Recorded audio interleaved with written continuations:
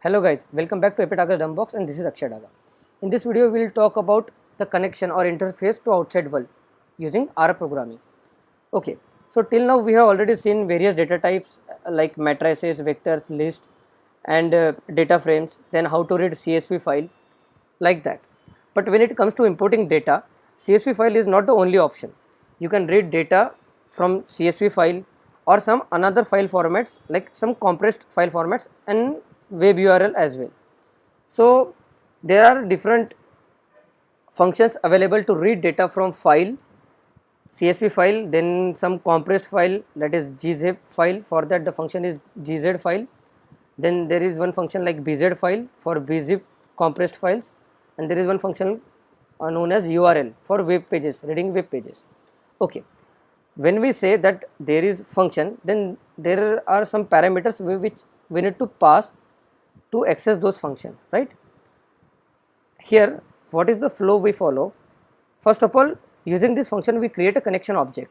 Okay, once the connection object is created, then we read the data using that connection object. Okay, so first of all, how to check which parameters are needed for the file? For that there is one function, that is str. Pass the name of the function inside the str, that is file. It is the name of the function, right? It will tell me what are the parameters needed to use function file. So first parameter which is mandatory is description. It is nothing but the name of the file. The second one is open, and other are extra parameters which can be which are not important at this moment, right? So the first one is description, that is name of the file, and the second one is open. Open is nothing but a flag. Like when you are creating a connection with particular file, then that connection should be like you want that file to be, that connection to be read only, or you want to write into the file, or you want to append into the file, or you want to read, write or append into the file in binary mode. It is defined using this flag open. You can pass these values in it like R, W, A, then RB, WB or AB. Okay. Similarly, there are another functions gz file, bz file and URL, right? Now let's talk about how to read file using file function. So what we will do, we will create a connection first. So connection object name will be con here. Then I'll take file and I'll pass the name. One second, let me check what are the files available over here using dir. So I can read this file, myfile.csv. So I'll create a connection first, that is con, then file, and I'll pass this first. Okay, and then which mode I want I want it to open in to read mode. I just want to read the file. Okay, once that is done, then what I can do, I can get the data using this connection object. So that data will come into this data variable using this connection object which we have created over here. Now if I print data, this is the data I can see it is imported from this file using connection object. Once this is done, you have to make sure you have to close the connection every time whenever it is not needed. So close the connection. Okay, it is closed. So this is how you can read the CSV file. All these three lines can be replaced using this, which we have already done earlier, like read.csv, and it is the name of the CSV file.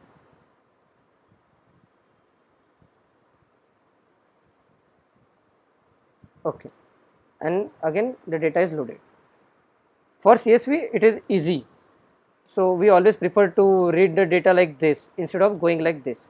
But when it comes to other file format, whether the file is where the file are in compressed format, then similar to this, instead of file you can use just replace the name of the function. Like for gz compressed file you can use gz file. All other things are same. Just create the connection object, then use that connection object and use readline function to read number of lines. Here I am specifying I want to read only 10 files, and then I can print the values which I got after reading those 10 values. So this is the simple procedure. Similarly, when I want to read the data from URL, I will use the URL function. Okay, and it will be same. I am again creating a connection for this URL. This is the URL for my website, my blogs, and I am reading it using read mode. Okay, once the connection object is created, it might take some time because it will read it through the over the internet. Once that is done, then I'll use the read line. Whenever I don't pass any kind of value, like number of lines in read lines, by default it will read around 5 to 6 lines. I think 6 lines. Okay, incomplete final line found. So what I'll do,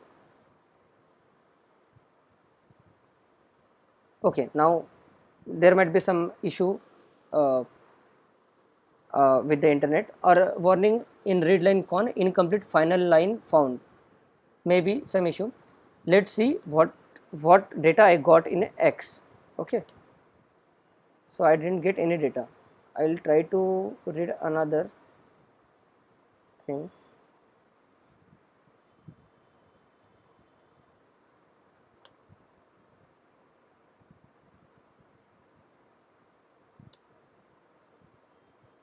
I'll try to pass number of lines.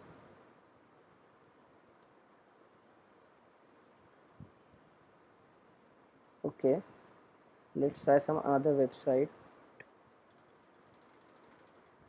Oh, I think the issue is, so it is HTTPS secure connection. That's why it was not taking that. Okay, now it worked.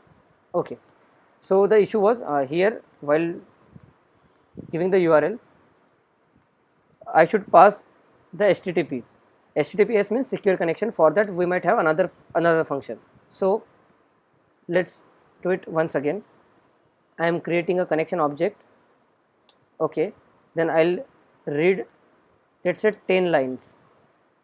Okay, I'll pass the value 10 over here, and then I'll see what values I get. So I got those 10 lines. Okay, got it. So this is how you can read the data. You can see the data over here is nothing but the HTML data, because it is HTML website, right?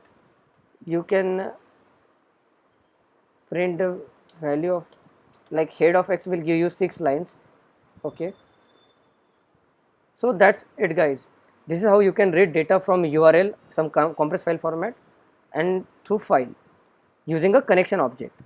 So this is the standard procedure to connect the R programming environment with outside world, like to read and write data from or into the file of different file formats and using URL. So that's it, guys. In this video I have shown you how to make connection with the different file format and how to read and write file from it. If you have any kind of doubt over here, then you can put it into comment box, and if you like my explanation, you can click on the like button, or you can subscribe to my channel to encourage me. That will be a great help from your side. Thank you very much. In our next video we'll talk about the subsetting, like how to extract particular rows or columns from matrices or vectors or different elements. So how to subset, if you have some data set in any file format or any data type, how to take subset out of it, that we'll talk about in our next video. So thank you very much, guys. This is Akshay Daga signing off.